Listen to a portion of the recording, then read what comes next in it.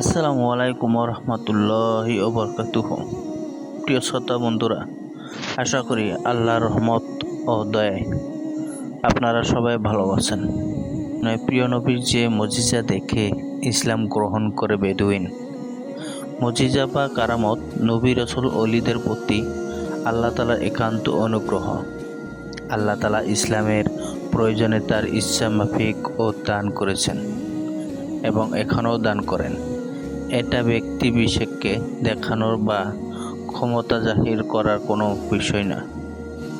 যদি মুজিজা বা কারামত এক তথাপি নবী রাসূলের থেকে প্রকাশিত অলৌকিক বিষয়গুলিকে মুজিজা বলা হয়, আর নবী রাসূল ব্যতীত অন্যদের থেকে প্রকাশিত অলৌকিক বা আশ্চর্যজনক ঘটনাকে কারামত বলা হয়।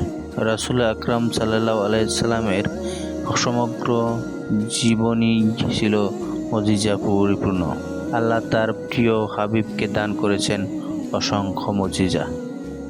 তার সর্বশ্রেষ্ঠ মজিজা হলো আল কুরআনুল কারীম। অসংখ্য মানুষ তার মজিজা দেখে ইসলাম গ্রহণ করেন। এমনই একটি মজিজা হলো তার কথা গাছ থেকে খেজুরের একটি গুচ্ছ তার হাতে চলে আসে। হাদিসে এসেছে, হযরত ইবনে আব্বাস রাদিয়াল্লাহু আনহু বলেন, একদিন এক আরব বেদুইন এসে প্রিয় নবী সাল্লাল্লাহু আলাইহি সাল্লামকে বললেন, কিভাবে জানবো বা পরিচয় পাবো যে আপনি নবী? হযরত সাল্লাল্লাহু আলাইহি সাল্লাম বললেন, এই খেজুরের গাছটি ওই খেজুর গুচ্ছকে যদি আমি এখানে ডেকে নিয়ে আসি, তবে কি তুমি সাক্ষ্য দেবে যে আমি আল্লাহর রাসূল?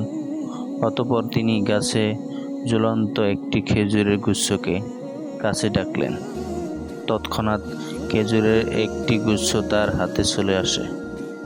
খেজুরের গুচ্ছটি কিছুক্ষণ হাতে ধারণের পর প্রিয় নবী সাল্লাল্লাহু আলাইহি সাল্লাম বললেন, ফিরে যাও। খেজুরের গুচ্ছ নিজ স্থানে ফিরে গেল। প্রিয় নবী সাল্লাল্লাহু আলাইহি সাল্লামের এই মুজিজা দেখে ওই আরব বেদুইন ইসলাম গ্রহণ করে। প্রিয় নবী সাল্লাল্লাহু আলাইহি সাল্লামের সব মুজিজা মুসলিম উম্মাহর জন্য দাওয়াতের দিনের অনুপ্রেরণার উৎস, আল্লাহর প্রতি ঈমান লাভ ও তাকওয়া বৃদ্ধির মাধ্যম। মনে রাখতে হবে, আশ্চর্যজনক ঘটনা নবী রাসূল ওলি ব্যতীত ইসলামের পবিত্র লোকেদের থেকেও প্রকাশ পেতে পারে, আর তা হলো শয়তানের কাজ, যা কোনোভাবেই গ্রহণযোগ্য নয়। আল্লাহ তাআলা মুসলিম উম্মাহকে কুরআন সুন্নাহ মোতাবেক জীবন পরিচালনা করার তৌফিক দান করুন।